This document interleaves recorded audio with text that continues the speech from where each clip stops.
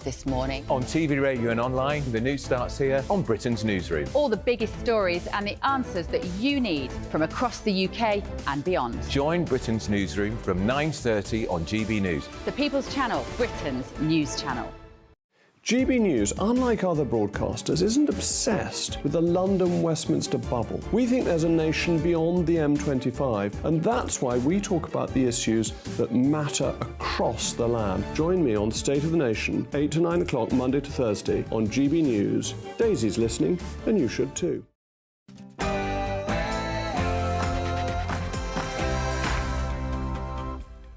Hello there, it's 6 o'clock. I'm Michelle Dewberry. Coming up tonight, we'll never forget October the 7th, will we? And now it is a month since that horrendous terrorist attack in Israel. I'm asking you, how do you rate the UK government's response since then? Of course, there are no signs to any of this ending, absolutely getting worse rather than better. So what is the answer to it all?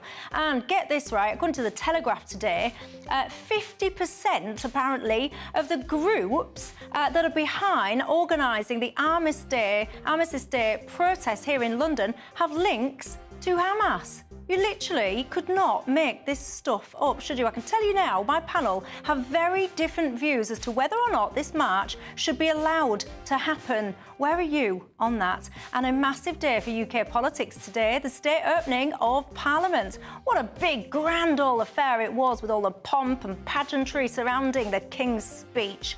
But hang on a second, I thought there was a cost of living crisis. Do we really need all of this? And what about the policies as well? There was an awful lot to unpack. We're going to get through it all and ask, has the government got their priorities right?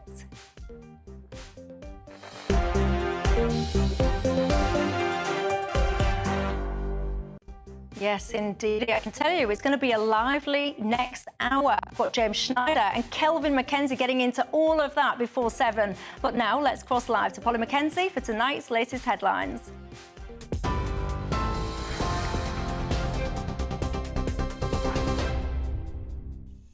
Michelle, thank you. Well, good evening to you. Our top story is that the Labour leader has criticised the first King's speech to Parliament in 70 years by saying the only fight left in the government is the fight for their own skin.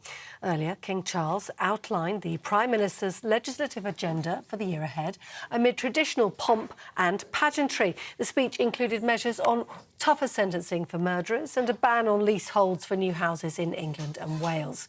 Sir Keir Starmer said the Conservatives were severing Britain's future.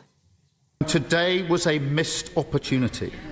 We needed a King's speech that would draw a line under 13 years of Tory decline, a King's speech for national renewal and a serious plan for growth. But instead, we have a party so devoid of leadership, it is happy to follow a Home Secretary who describes homelessness as a lifestyle choice. Sir Keir Starmer, but the Prime Minister hit back, saying measures announced in the King's speech will change the country for the better.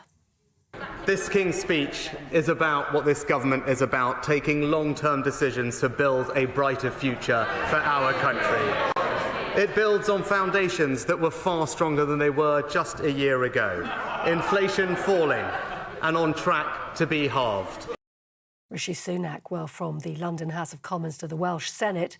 And Wales's First Minister says WhatsApp messages between Welsh Government officials relating to the pandemic may have been deleted. Mark Drakeford was answering questions after messages on the platform between ministers at Westminster emerged at the COVID inquiry. There's been controversy in Scotland too, with messages belonging to the former First Minister there, Nicola Sturgeon, also apparently deleted. Mr Drakeford answered questions on the matter in the Senate. A fairer way of putting it is that deletion may have taken place. I know in my case I've never had any deletion arrangements on the phone because I would have no idea how to make it happen. But I don't use WhatsApp either. I think what I don't want to say is that they were not some people working in the Welsh Government and working on COVID who didn't have pre-existing arrangements which continued after COVID began.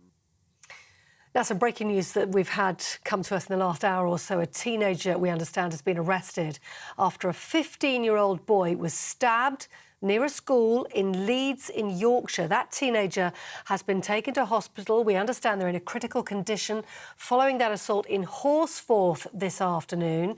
The head teacher of Horsforth School saying the boy who was attacked is a former pupil. Police cordons remain in place in the area. We'll keep you up to date on that story, of course, if new details come to us.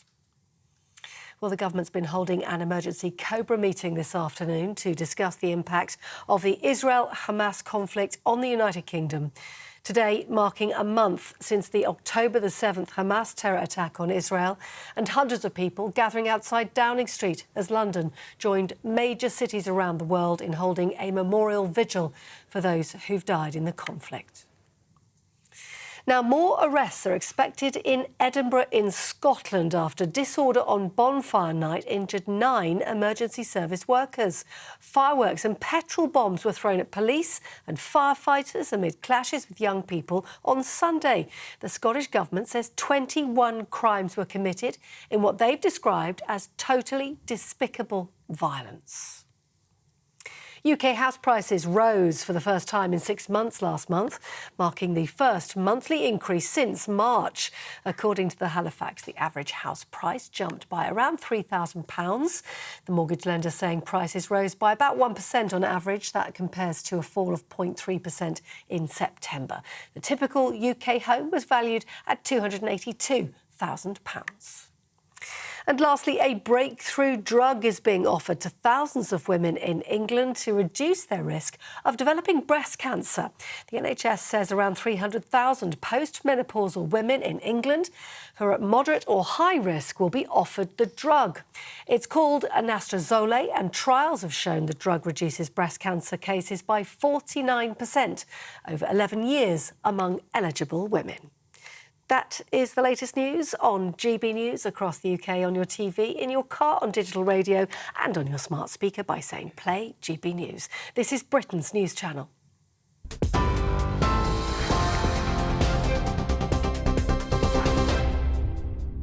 Well, thanks for that, Polly Middlehurst. I'm sure I just said Polly Mackenzie at the start of that programme, did I?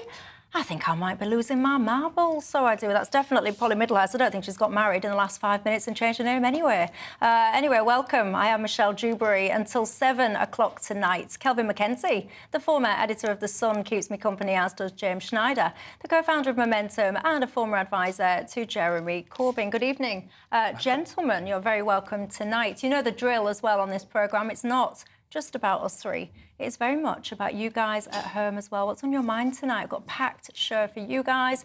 Of course, not just all the goings-on in Israel and Gaza. I want to also focus on goings-on here, Armistice Day, coming up at the weekend, the protest march happening there. Should it, shouldn't it, will it, won't it? Want to get into all of that. But, of course, the state opening of Parliament as well today. You've seen all of the big ceremony, haven't we, surrounding the King's speech. Is that a good use of our kind of spending tax money this day and age? Do we need such a big ceremony like that? And did you see the contents as well of the priority of the government? What do you make to it? The right priorities? Rishi Sunak says he wants to create a sense of pride in Britain. Is that the agenda to do it? You tell me, gbviews@gbnews.com, or you can tweet me at gbnews. But of course, I must start my programme with this, because we will all know by now that it is exactly 1 month ago since that awful terrorist attack in Israel. 1,400 people were killed. Over 200 hostages were taken. Many of those, we still have no idea where they are, quite frankly, and what is even happening with them. There is so much to unpick and unpack on this topic, but I want to start by asking my panellists, what do you think to the UK government's response to what's been going on over the last month? Well, I'm 100% behind it, which is basically they are completely 101% on Israel's side and Israel's right to be as tough as they possibly can be and be as quick as they possibly can be to claim a complete victory. It will be a great thing. It'll be a great thing for the UK, an even better thing for Israel, and a fantastic thing for the Jews of this country and around the world. So you're happy with Rishi Sunak in summary? And absolutely, 100%. James? No, I think it's been shameful. We have essentially given a blank cheque to the Israeli government to carry out the war crimes that we've seen. Over 10,000 Palestinians killed, more than 1 million people displaced from their homes, more than half of the homes in Gaza reduced to rubble. This is not a solution that will bring about peace. The only long-term solution to this issue is a political solution that ends the decades-long dispossession of the Palestinian people. There isn't a military solution to it, and it certainly shan't be quick. Benjamin Netanyahu, in an interview last night, said that essentially in perpetuity, Israel will have security control over Gaza. That means that there will never be, as long as he and his political ilk are in power in Israel, there will never be justice for the Palestinians, and therefore there will never be true security for Israelis either. So do you see the end to all of this as being some kind of two-state solution? Well, presumably, yes. I mean, it's up to the negotiations that would take place between the Israeli political actors and the Palestinian political actors to come up for some kind of just solution that respects the rights of all of the people who live there. But unfortunately, you know, we've had 30 years of there should have been a two-state solution, and it has been undone and moved away from, and progressively so by Netanyahu's government. Actually, what we saw on the 7th of October shows the absolute failure of his policy, which has been to prevent the possibility of having a Palestinian state by supporting Hamas in Gaza and expanding the settlements dramatically in the West Bank, making a Palestinian state not viable. In a second, I want to show you guys at home a clip from one of Hamas's leaders. But before I do that, Kelvin, I want to bring you in. What do you think to some of the things that James was just saying there? Well, it's looking at it through the wrong end of the looking glass. The truth about the matter is that for Israel, a two-state solution is a fantastic solution. It gives them secure borders, and actually, it's not a bad solution for the Palestinians. However, that moment looks as though it's been kicked into the long and sandy grass for a good period of time now, and because October the 7th cannot just be shrug your shoulders and walk away, right? And we still have 242 hostages on top of whatever else is going on in the hellhole of Gaza right now. And actually, I am not in favour of a solution that doesn't lead to the destruction of Hamas. I am on Israel's side to say that we have to kill every single one of them. Now, some people say, actually Hamas is an idea and you can't kill it. That is rubbish. They're a terrorist group. The people of Gaza have lived under military dictatorship. It's called Gaza now for this last, 17 years or something. It is about people, and killing those people is essential for the 2 million people of Gaza. Those people of Hamas have to die. And I'm afraid that some innocent Gazans, in the same way as Hamas would wipe out the whole of Israel if they were given the chance. Let's be honest about it. They were delighted. And there are also, unfortunately, Muslims around the world who danced with joy at what they described as a severe punch in the nose for Israel. So until every single one of those Hamas followers is wiped out, I'm afraid we can't have a proper peace in Gaza. When that happens, I think we can. Do you think we can have peace whilst Hamas are still there and in power and all the rest of it? Well, I certainly don't think we can have peace by the mass scale of killings and the destruction we've seen. Let's even imagine, let's say you do destroy every single building in Gaza and you kill every single person that's even crossed the street near someone that has been part of Hamas. Do you really think that that's going to be any solution? Do you really think, I mean, firstly, that the Palestinian people who will have been shattered by that don't have the right to self-defence as well? In fact, as every colonised and occupied people, they have, under international law, the right to struggle for self-determination and national liberation in accordance with international law. And I bet you they would take it forward. The idea that you can end the violence by utterly destroying this place is a fantasy. And it's a fantasy which takes us further away from peace. I know it's extremely difficult. after some of the really horrible atrocities that were carried out on the 7th of October to talk about peace. But it is the necessary thing to do, yes, of course, for the Palestinians, but also for the safety and security of Israeli citizens in Israel, because this is not going to end the conflict. This is perpetuating the conflict. It's taking it into a new phase. It could be a new Nakba. James, it's at that point I don't agree with you. I'm obviously, as you can tell, a good bit older than you guys, and I think that we have more chance today or in the foreseeable future at a solution which leads to peace in that area than I can remember. I know it's vile, I know it's terrible on both sides, or on at least on one side anyway, but I seriously think that both sides will now see that we cannot carry on like this and that there will be a solution which everybody will buy into. So the solution that is either outlined explicitly by the Israeli finance minister, Smotrich, or implicitly by the actions and words of all of the leading forces in the Israeli government, regardless of party, is that the solution they're envisaging is that the Palestinians can either accept their continuing subjugation to Israel, they can leave, or they can die, which is what Smotrich said. Now, you might view that as a basis for peace. I do not view that as the basis for peace. It certainly, of course, is not the basis for justice for an oppressed people. In the middle of a war, what do you expect everybody to say, to play their hand out in the middle of a battle for what Israel view as their survival and which the Hamas actually correctly view as their survival? You wouldn't expect the finance minister or Netanyahu to say, here are the terms, this is what's going to happen. No, it will be different. It will be different, both global pressure and also the reality of trying to live cheek by jowl with effectively your enemy.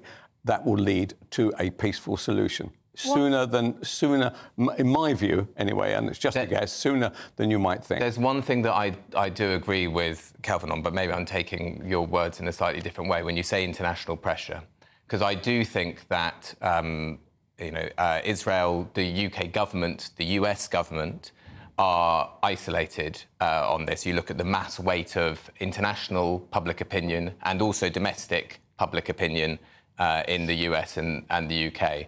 And my only hope is that while Israel tries to change the, quote, facts on the ground by obliterating Gaza and continuing the ethnic cleansing in the West Bank and the continued... it's not ethnic cleansing, James. That's unfair. It's Hamas cleansing. Well, in the West Bank, in the West Bank, the expansion of the illegal settlements in the West Bank, which doesn't have very much Hamas. I guarantee to you that under a deal with Israel, what would happen is that many of those settlements will be, as they were 30 years ago, were simply knocked down by the Israeli government. And let's face one other thing. There's a lot of criticism about Israel about having a very right-wing government, we'll say. Mm-hmm. If I'm surrounded by my enemies, I'd have a right-wing government after 70-odd years. What I do think will happen is the same thing that happened in the Second World War in our country. Churchill, right-wing leader, won a great war. What happened? 1945, in came a Labour government. I expect there to be political change once there is a victory. I do think there will be political change when the war slows down or ends, simply because Netanyahu's policy has been shown to fail so dramatically, and therefore he was already divisive and unpopular. I don't accept that, James. Well, but I mean, look at the polling. If you look at the polling in Israel, if you follow Israeli politics, if you read the Israeli press, all of which I do, yep. Netanyahu is severely damaged. I think his political career after this is over. By the vile Hamas attack of October 7th. That's what did him in. What did him in is his long-standing policy of treating the Palestinians not as a force to be negotiated. Yes, of course it does. Yes, of course. His standing in Israel was not caused by his even the failures of October the 7th that can be attributed, I'm not sure to him, but certainly to his intelligence. It was due to the battles that were going on over the civil and the judicial aspects of the politics. That's what put him on the back foot. Of course, but I'm talking about the response after the 7th of October, because the key planks of his policy were to not engage with the Palestinians so that they could get a state through a number of different policies. One, support Hamas in the West Bank and have a kind of a balance of violence with Hamas, in Gaza. In the West Bank, expand the settlement so that a Palestinian state was not viable, and then seek negotiations with Arab states which exclude the questions of peace with the Palestinians in them. This was his policy, to view the Palestinians to view the Palestinians as just a security issue that could be managed. And it turns out that it doesn't work, that you can't just do that ad infinitum. And so that's why his popularity has sunk since the 7th of October. So I agree with you. When the war cools down, then he will go. But unfortunately, if you look across the spectrum of Israeli politics, there's a lot of very similar policies, The Israelis need, demand and should have a Netanyahu for a war. A war leader and a peace leader are often two very different things, as you will know, James. Well, there you go. That's a nice note to end this segment on, because I want to return to it in just a couple of minutes. You might have noticed as well, David Lammy, he wrote an open letter today. Did you see that? He was talking about what he was calling Israeli settlers in the West Bank. He wants the UK to come out and condemn that. He's had a bit of a kick in from people saying, well, hang on a second, it was only 5 minutes ago, Lammy, you was all right with bombing refugee camps. So how come you've changed your tune? There does seem to be a little bit of politicking going on, doesn't there? I want to return to this conversation in a couple of minutes, and I also, when I come back, I'll be playing for you a clip that really stopped me in my tracks, actually, a couple of days ago. It's from one of the Hamas leaders, and he's giving us his insight and reflections onto what happened on October the 7th and what potentially will happen next. Don't go anywhere.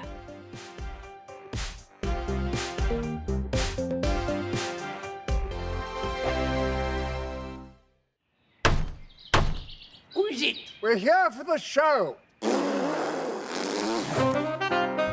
More energy this time! Welcome to the Dinosaur Hour. I was married to a therapist. And you survived? I thought we were getting Hugh Laurie. Second best. You interviewed Saddam Hussein. What's that like? I was terrified. I'm playing strip poker with these three. Oh! No, thank you. My CDs need to be put in alphabetical order. Are you going to be problematic again? The Dinosaur Hour. Sundays at 9 on GB News. What you get for breakfast is something that, if we do our jobs right, you will wake up to news that you didn't know the night before. It's a conversation. It's not just me and Eamon. We want to get to know you, and we want you to get to know us. From 6 is Breakfast with Eamon and Isabel. Monday to Thursdays on GB News. Britain's news channel. People in Britain, they love free speech, but they also love fair play. I don't care if I'm speaking somebody from a trade union, from the Labour Party, somebody from the SNP. And I think the viewers like to see that actually we can challenge one another, but in a positive way. We think we ask the questions that people want to ask, and often we ask the questions that we wanted to ask in Parliament but never got the chance to ask. So join us every Saturday, 10 a.m. till noon on GB News, Britain's news channel. Nightmare commute. Kick it up a gear with me, Patrick Christie's, at drive time, 3 till 6 p.m, Monday to Friday on GB News Radio. You can listen online and on DAB+, on the smart speaker app and on the GB News app. And if you've got an Alexa, all you have to say is, Alexa, play GB News. We're also on TuneIn and the Radio Player apps. From the school run to rush hour, get revved up with me, Patrick Christie's, on GB News and GB News Radio. Tired of the usual focus-tested, pre-prepared Westminster runaround? Well, so am I. So you want higher taxes? Is your department to blame for this? Are you rethinking this policy? Every Sunday at 9:30, I'll be sitting down with those in power to get the truth about the issues affecting you. Let's be honest, we've known about the cost pressures of this project for years, not months. That's the Camilla Tominey Show, a politics show with personality. On GB News, the People's Channel, Britain's news channel. Join us every night on GB News at 11 p.m. for Headliners, which is 3 top comedians going through the next day's news stories, which is exactly what you need, because when the establishment has gone crazy, you need some craziness to make sense of it. Headliners. You don't have to bother reading the newspaper. We've got it covered for you. Every night at 11 p.m. and repeated every morning at 5 a.m. We won't send you to sleep like some of the other paper review shows out there. So join us 11 p.m. every night on GB News. The People's Channel, Britain's news channel.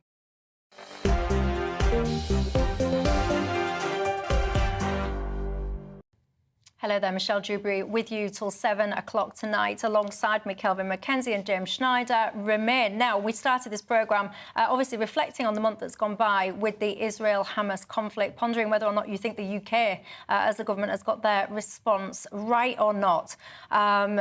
Matt says Israel has tried to have a two-state solution when it comes to resolving all this, but the Palestinians, he says, have put the destruction of Israel over self-autonomy. Ray says neither Kevin nor James have mentioned Iran. Surely no one is overlooking the fact this whole war revolves around Iran.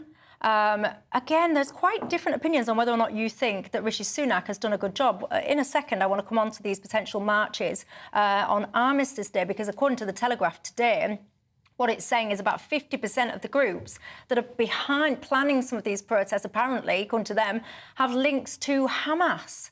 I mean, I don't even think you could make that up, could you? But I do want to just take a second to reflect on something I heard a couple of days ago. This is one of the leaders of Hamas, Ghazi Hamad. Just take a listen to this. إسرائيل دولة لا مقام لها على أرضنا. إحنا الدولة لابد أن نزيلها، لأنه بالفعل هي تعتبر كارثة أمنية وعسكرية وسياسية للأمة العربية والإسلامية، يجب أن تنتهي. لذلك احنا لا نخجل من نقول ذلك بكل قوة، إنه إسرائيل لازم نأدبها، وحنأدبها مرة ثانية وثالثة، ومش هذا حتكون طوفان الأقصى أول مرة، لا حتكون ثانية وثالثة ورابعة، لأنه احنا لدينا إصرار ولدينا قرار ولدينا إمكانيات أن نقاتل نعم. ونحارب، لكن كما قلت لك بدنا ندفع ثمن. نعم احنا مستعدين، معلش بدي أقول لك بشكل واضح، احنا اسمنا شعب الشهداء. Right, so that was an interview on October the 24th. If you're listening on the radio, you wouldn't have seen those subtitles. I'll summarise. He's saying that Hamas is basically dedicated to the annihilation of Israel. He feels that the attacks are fully justified. They are committed, basically, to attacking Israel using force if needed to. They mentioned that actually this October the 7th thing was the first thing. There could potentially be a second and a third and all the rest of it. They want to end the occupation on all Palestinian lands, not just Gaza, and they believe the existence of Israel is illogical. So, I mean, that's what we're dealing with here. It's all well and good talking about how do you get peace, and people want ceasefires and all the rest of it. How can you have ceasefires, which, by the way, as a human being, as a mummy who sees imagery and hears of the goings-on of the awful situation, it breaks my heart, innocent people in Gaza being murdered in the same way that it did innocent people in Israel being murdered. So the idea of ceasefire sounds good, but the practical reality, when you're dealing with those kind of people, not really sure about that would even get off the ground. Well, where are you? It's certainly not going to get off the ground, and it explains Israel's massive force against Hamas, because he won't be alone out there. That guy, he will represent, tens of thousands of people within Gaza. And unless you take those people out, you are going to face this problem forever. So you might as well face. After all, it's Israel that's fighting for its survival. Do you think that if it went the other way, that there would be one single Jew left alive in Israel if Hamas and people like him had their way? I know you are in favour of a ceasefire, yeah, is that right? Yeah, of course. When you listen to the Hamas leaders like that, because anyone with a heart, right, I think anyone with a heart understands what's going on. You've got innocent people, particularly when it comes to the babies and the children. Yeah. It's heartbreaking. Anyone with a sense of humanity would say, please stop that. I mean, it makes me chill just thinking about it. But when I hear people like that, saying basically, I'm just going to carry on, we're going to carry on. That was October the 7th was part one. We're going to carry on going with force until you're all gone. How do you have a ceasefire with people like that? So I think Israel needs to defend itself, defend its citizens against the real violence that could befall them, not necessarily this guy's violent bravado. I don't think they have the capacity to do that sort of thing again, but Would you have said they had the capacity to do what they did on October the 7th prior to October the 7th? If I'd have said to you, James, do you reckon they can do all of these assaults from the land, the air, the whatever? Would you have sat there and gone, yes, they've got the capacity to do that? No, I probably wouldn't, although I'm not a military expert. But I think the thing that Israel should do is to pull some of the troops that it currently has in the West Bank that are engaging in arrests, and helping the continued demolition of homes and so on and so forth, the expansion of the settlements, pull those troops out to reinforce the Negev, reinforce the kibbutz that are next to Gaza, and be on heightened defensive alert. Of course, if people are making threats, you need to be on heightened defensive alert. But the idea that you can remove the desire for people to fight by killing lots more children, as you're saying, destroying the infrastructure, destroying the schools, destroying the hospitals. But Hamas are doing this to those children. It's Hamas who are embedding themselves within the, whether it's hospitals, homes, community facilities. They are, even the UN said that Hamas are using its own citizens as human shields. So in a second, we're going to come on to these marches. But what I don't understand is if everyone wants peace and they want ceasefires and they want all of the Palestinians to be free and all the rest of it, why are people not more critical of Hamas? I think people are perfectly and plenty critical of Hamas. I don't see anybody saying, oh, no, Hamas are a fabulous, progressive organisation that represent all of the values of peace, justice and dignity that we want. I don't really see anybody doing that.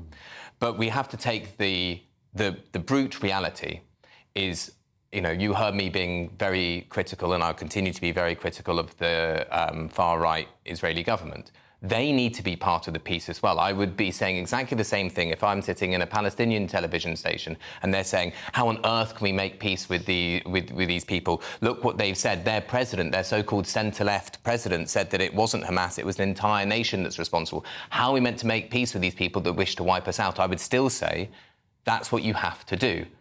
Yes, they are trying to kill you. They are, and if you're sitting in Gaza, you can see the Israelis are trying to kill you. Nevertheless, the thing to do for the future of yourself, your family, your children, your community, your people, is to seek the path of peace. And that is what we have to see. I mean, I've just shown you one of their leaders there. Some of these people, I mean. So he's a much lower down leader than, for example, Isaac Herzog, the president, or the finance minister I've quoted, or Netanyahu, or so on and so forth. But there's been more than just him. But I mean, you can make a start with a ceasefire. So, for example, I think it was 2 weeks ago.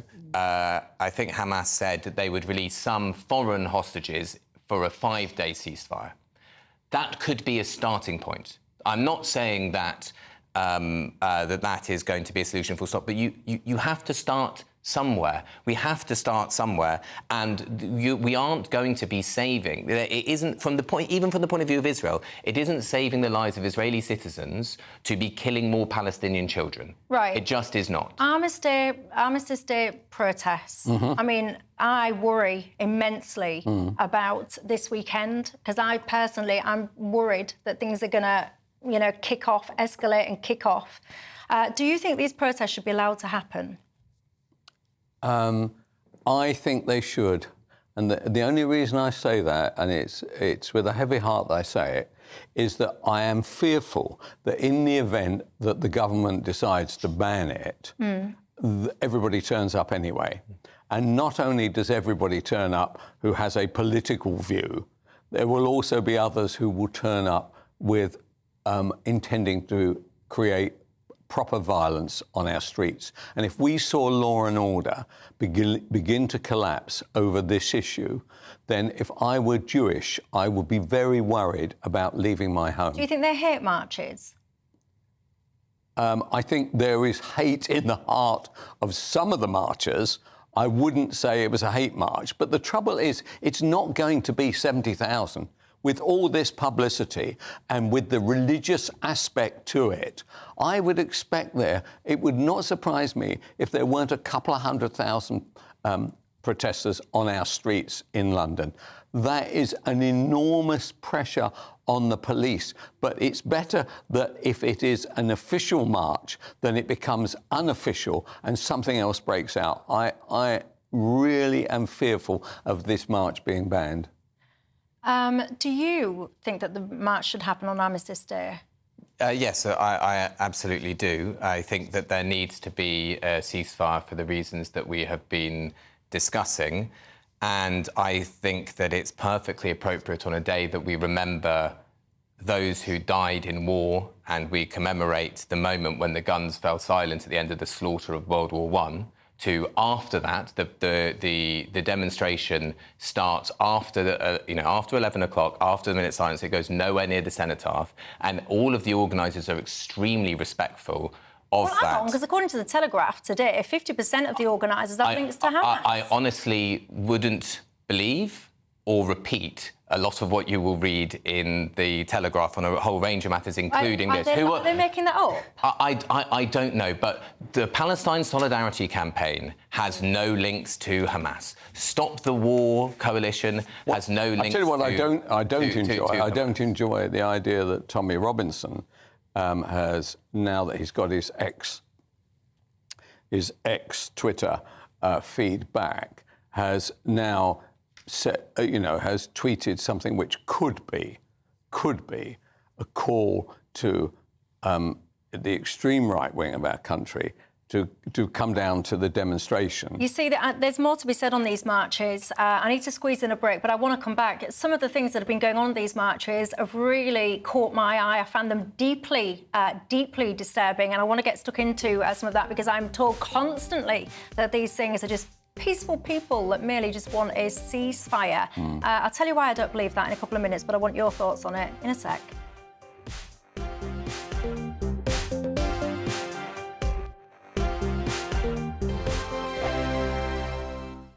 I'm Andrew Doyle. Join me at 7 o'clock every Sunday night for Free Speech Nation, the show where I tackle the week's biggest stories in politics and current affairs with the help of my 2 comedian panellists and a variety of special guests. Free Speech Nation, Sunday nights from 7 on GB News, the People's Channel, Britain's news channel.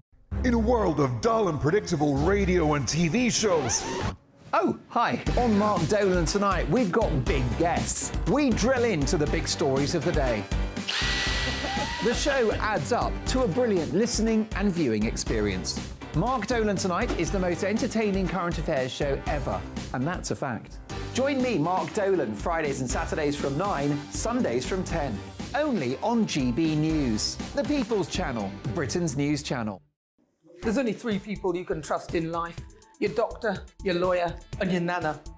I'm not sure. So join me, Nana Aquare, at 3 p.m. every Saturday and Sunday, where we discuss the biggest topics of the weekend. Be ready for battle. Could you be quiet? What is this? It's my new teeth. It's your new teeth. I don't bite. Well, not without a good reason. Always honest, always fun. Every weekend at 3 p.m. on GB News, the People's Channel, Britain's news channel. So Dewbs and Co, we tackle the issues of the day with real robust debate, both sides of the fence, battling it out with me in the middle with my forthright opinions and views. And often really interesting things happen because you start with a position and then by the end of the debate you find actually, well, I might not have thought about that one. What we need in this country is 2 new political parties. You should maybe think about doing a 2024 calendar. I'm Michelle Dewberry and I'm keeping you company right through until 7 o'clock this evening. GB News, the People's Channel, Britain's watching. Join us every night on GB News at 11 p.m. for Headliners, which is 3 top comedians going through the next day's news stories, which is exactly what you need, because when the establishment has gone crazy, you need some craziness to make sense of it.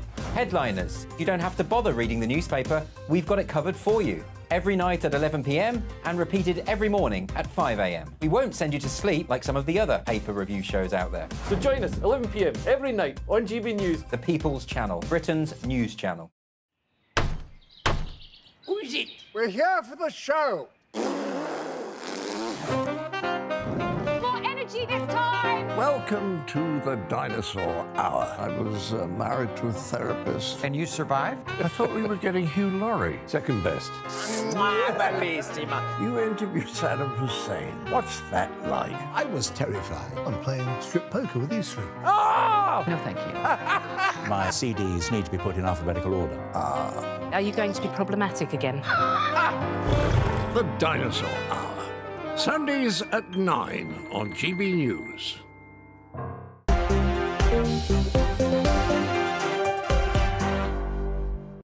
Well, hello there. Welcome back. Michelle Dewberry till 7 o'clock tonight. Kelvin Mackenzie, former editor of The Sun, and James Schneider, co-founder of Momentum and former advisor to Jeremy Corbyn, remain alongside me. Now, we were just talking about the planned pro-Palestine marches that are scheduled for Armistice Day. We had a brief conversation about that, and I want to return to it in just a second, but I want to bring you in.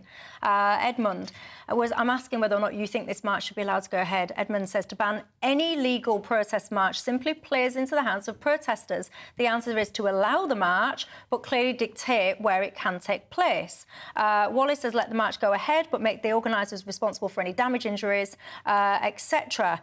John, the right to protest is a fundamental right as we know it. But, he says, he's concerned about the beliefs of some of the people protesting, and therefore he feels that it should be postponed for a week. That, I have to say, a lot of people have that view that you shouldn't ban the marches. David, though, says, well, France has successfully banned the marches, so why can't we? Philip says, do not confuse these marches with free speech. They are promoting terrorism and giving Hamas the green light. There should be no marches allowed anywhere in the country on Armistice Day, says Darren, no matter what the cause. All protests should be illegal on that day. Carol says, well, the real question is, how on earth do you stop them? Our government is a disgrace, and basically they care about nothing. Yvonne says, this is disgusting and disrespectful. Don says, ban the march.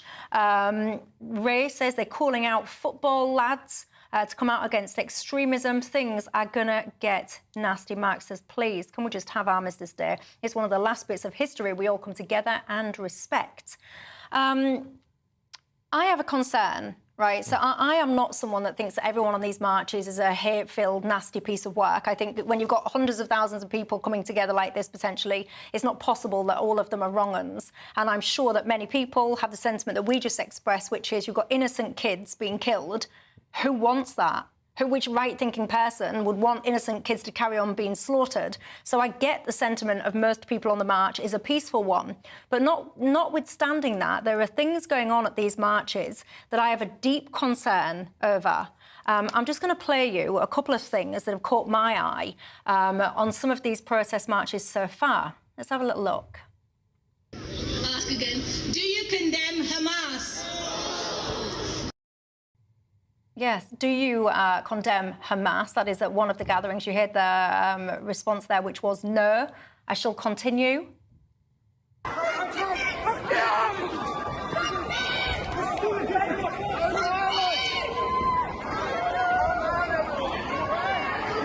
Their free Palestine signs didn't look very peaceful to me. And look at this one. This one, I have to say, is a key one for me. I'm going to play it to you, and if you're listening, I'll describe it in a sec.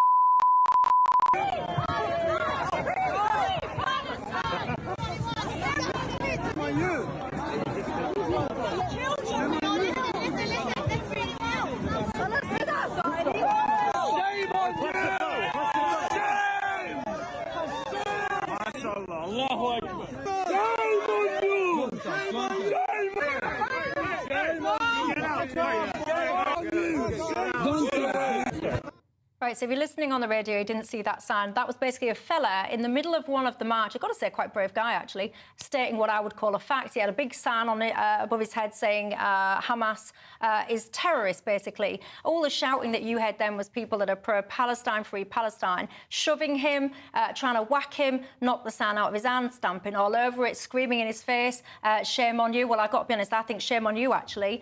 The grown adults that stand there trying to intimidate and threaten and actually, I would say, be violent towards someone that is pointing out a fact. All of those people on that march should be agreeing with that sentiment. Hamas are terrorists. What they are doing is absolutely wrong. And I worry that too many people on these marches, while saying that they are pro-Palestine and pro-peace, they are missing out a crucial fact, which is they should also be condemning loudly anti-Hamas sentiments and demanding a peaceful ending to this and demanding the safe release of hostages. Those sentiments are missing. So I've been on a number of these peace marches and protests and demonstrations, and of course on any mass gathering of people, there is some some fringe bad behaviour. But that doesn't look very fringe to me. Do we condemn Hamas? No, that one's okay. But I can go on what I've seen, and I've been to a number. I haven't seen anything remotely like that at all.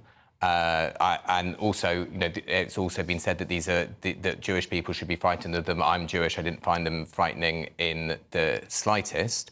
And they're calling for a ceasefire and for national liberation for the Palestinian people, which is the only solution to this ongoing, many decades long now conflict in West Asia. So. That is generally what you see when you go to these things. Now, when you're talking about the demands. Why is the march on Saturday going to go past the US Embassy? Why are the demands on ceasefire and focused on Israel? It's because our government and the US government are supporting Israel in its ongoing war crimes. We have no connection to the atrocities that were committed by Hamas. We aren't funding Hamas. We aren't providing diplomatic cover to Hamas. But we do help arm Israel, and we are providing diplomatic cover. So if we wish to work for peace in this country as an ordinary person, all you can do is to raise your voice, to call for the government, to call for a ceasefire, which means intervening with its ally, Israel. But if you truly care about the well-being of the Palestinian person, what Hamas is doing to them, just in this single scenario alone. I mean, there's loads more examples I could use.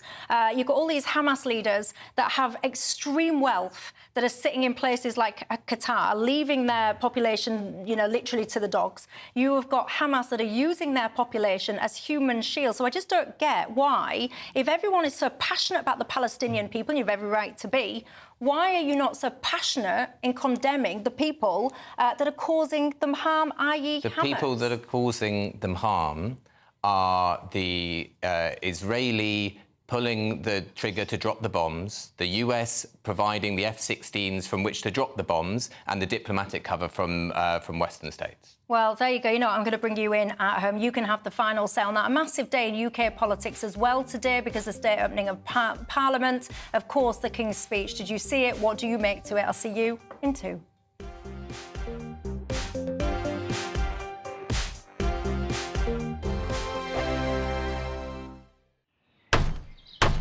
Who is it? We're here for the show. More energy this time! Welcome to the dinosaur hour. I was married to a therapist. And you survived? I thought we were getting Hugh Laurie. Second best. You interviewed Saddam Hussein. What's that like? I was terrified. I'm playing strip poker with these 3. Oh! No, thank you. My CDs need to be put in alphabetical order. Are you going to be problematic again? The Dinosaur Hour. Sundays at 9 on GB News. Tired of the usual focus-tested, pre-prepared Westminster runaround? Well, so am I. So you want higher taxes? Is your department to blame for this? Are you rethinking this policy? Every Sunday at 9:30, I'll be sitting down with those in power to get the truth about the issues affecting you. Let's be honest, we've known about the cost pressures of this project for years, not months. That's the Camilla Tominey Show, a politics show with personality. On GB News, the People's Channel, Britain's news channel. Join me, Patrick Christie's, Monday to Friday, 3 till 6. We tackle the day's news agenda like you've never seen before. It's high tempo, high octane, the most controversial topics, and the best guests. You will not be able to take your eyes and ears off it. I'm not afraid to ask the questions that you really want answered. 3 till 6 p.m, Monday to Friday on GB News, the People's Channel, Britain's news channel. Now then, Lee Anderson here. Join me on GB News on my show, The Real World, every Friday at 7 p.m. I'm not eating bloody cat. Are you delicious? mental? Open your mouth. OK, here comes a train. Reminds me of the scene in Singing in the Rain. Adam, is that a good one? Whoa! Join me at 7 on GB News, Britain's news channel.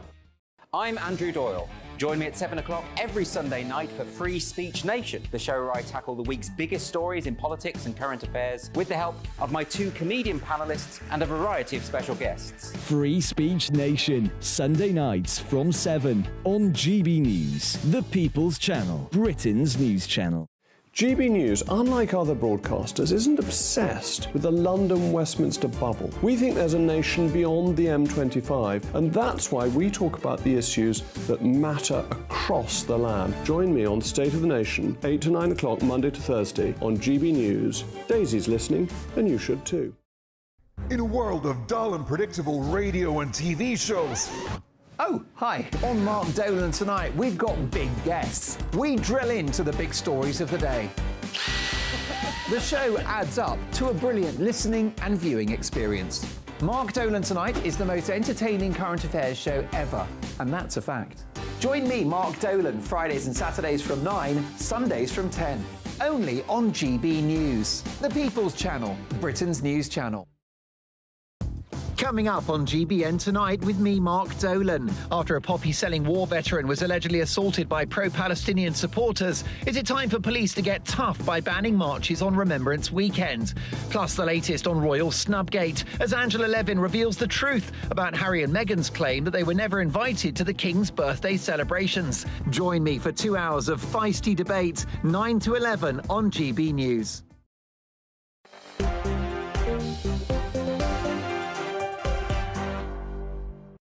Hi there, Michelle Dewberry with you till 7 o'clock. Kelvin Mackenzie, what am I getting everyone's names wrong tonight? James Schneider remain alongside me. Again, that situation about the march on Armistice Day, Peter said it absolutely should be stopped. If nothing else, just to show that the police do have some control over what goes on in our country. Steve says Armistice Day basically is very sacred. He doesn't want it to be disrupted by anything at all, whether that's pro-Palestinian or anything else. He says all marches should be banned. We didn't even get on to the fact, by the way, that apparently a former Hamas leader lives in London. This country sometimes boggles my mind, because how can it be that you prescribe an organisation as a terrorist organisation, you're supporting a country apparently to fight against them, and you allow someone that's been massively influential in that organisation to live in the country? What am I missing? Get in touch and tell me. Well, gone mad sometimes if you ask me. Anyway, big day in UK politics today, of course, King Charles. It was his speech and the state opening of Parliament. Did you see it? Michelle has got in touch, one of my viewers, saying that you absolutely love the pomp and ceremony. It has been admired by the world over, talking about the King's speech there. It was certainly a show, I have to give you that. But what about the substance? Some of the things that was actually in it, Kelvin. Did you feel proud? I can bring it up whilst we're talking, by the way. I'll pop it up on the screen in case you're not familiar with some of the aspects of it. But were you proud? Is this the right priorities for the government? Absolutely, I don't agree with that. I mean, the idea that we're going to get some more oil, much needed oil, out of the North Sea, the idea that renters will get some kind of ability to stay in their place if landlords just want to chuck them out, unless they want to sell the house, of course. That there are, I think, 21 separate bills. There's plenty of interesting stuff in there. And what I dislike is the sense that the big issue of our time is the economy. The economy will be dealt with on November the 22nd in the autumn budget. So it's no good Starmer's only answer being, oh, well, look, you've run out of ideas. The truth about the matter is that there are plenty of ideas there, and actually all of whom, one of which is a great idea, which of course is the one that I'm sure James will agree with, that when the national rail strikes can't take place anymore because the train operators have got to run 40%, and if the employers don't turn up because they say they're on strike, fantastic, the unions get fined £1 million, and actually, when they don't pay that, it'll turn out to be 10 million, then they'll be bankrupted. Happy days. That will also apply to border force and to ambulance people. So the idea that that major piece of legislation is thin gruel, I think Starmer should get out more. Are you happy with the contents? No, of course not. There's nothing that's going to improve the living standards for the vast majority of people. We've had now nearly 13 and a half years of this government, and most people are worse off. And there's really nothing in these 21 bits of legislation that's going to make people better off, make people's lives easier. There are a few things. I'll agree with Kelvin. I'll give the two bits on housing, the renters reform, which ends no fault evictions. Yeah, Section 21. Support that, and the leasehold. It's a small tweak to the leasehold, but that's a good one. Mm-hmm. But we're talking about small improvements in a pretty fundamentally broken housing but market. some of the economic stuff will probably come, to Kelvin's point, in the autumn budgets and all the rest of it imminently. But you also do need... So some of it you can do with a finance bill. Yeah. But some of it you need other legislation for, which is why some of that should appear, in here. But anyway, leaving this all aside, that I don't think it's going to do anything for people's pockets and so on. We're meant to be proud of it. There isn't even a story. There isn't even a narrative. There isn't a thing. It does feel. There is. It does feel pretty. It does feel pretty tired and also a bit bitty. But there is a story. The automated vehicles bill might be good. I don't know. A legal framework for self-driving cars. There is a story. But it's not all circus stuff, is it? It's not all playing a trombone and everything. There is hard work to be done in governments, and I'm sure that in time Labour may well do the same. Well, I mean, I've got to disagree with them that there is a story. It is all about, I would argue, things like being tough on law and order, being more self-reliant on when it comes to creating our own energy, etc. So there is a story, but to me, it was a story that was obvious. That should have perhaps already been the case so far, particularly when you talk about who should be out of prison and when and how long they should be in there for. Anyway, we'll be unpicking all of the detail on some of those aspects on tomorrow night's show.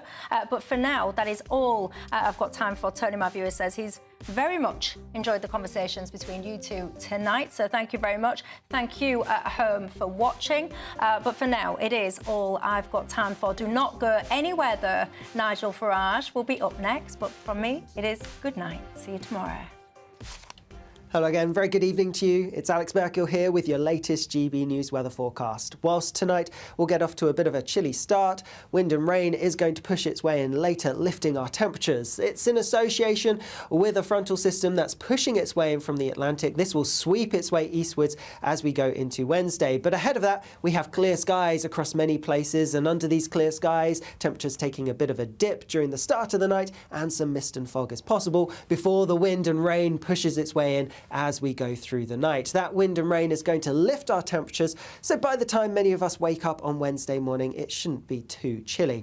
As we go through Wednesday itself, then a wet and windy start across many places. The rain could be pretty heavy, particularly across parts of Scotland, northwest England, but it pushes through fairly quickly, except in the east-southeast. Here the rain is going to linger well into the afternoon. Behind it, something dry and brighter, but also heavy showers likely across western parts of Scotland and Northern Ireland. In the north, temperatures staying in single figures for some, milder further south, highs of around 13 or 14 Celsius. Plenty of showers to come as we go through Thursday, particularly in western places where you're exposed to the blustery winds. Also some heavy showers in the south and southeast possible. More eastern, northeastern parts likely to stay dry with some decent bright sunny weather here. Further showers to come as we go through Friday, but they are going to gradually ease, with Saturday at the moment looking largely dry. Bye-bye.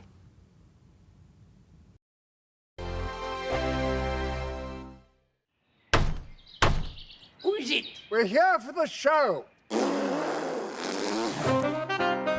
More energy this time! Welcome to the dinosaur hour. I was married to a therapist. And you survived? I thought we were getting Hugh Laurie. Second best. You interviewed Saddam Hussein. What's that like? I was terrified. I'm playing strip poker with these three. Oh! No, thank you. My CDs need to be put in alphabetical order. Are you going to be problematic again? The Dinosaur Hour. Sundays at 9 on GB News. What you get for breakfast is something that, if we do our jobs right, you will wake up to news that you didn't know the night before. It's a conversation. It's not just me and Eamon. We want to get to know you, and we want you to get to know us. From 6, it's Breakfast with Eamon and Isabel. Monday to Thursdays on GB News, Britain's news channel. People in Britain, they love free speech, but they also love fair play. I don't care if I'm speaking somebody from a trade union, from the Labour Party, somebody from the SNP. And I think the viewers like to see that actually we can challenge one another, but in a positive way. We think we ask the questions that people want to ask, and often we ask the questions that we wanted to ask in Parliament but never got the chance to ask. So join us every Saturday, 10 a.m. till noon on GB News, Britain's news channel.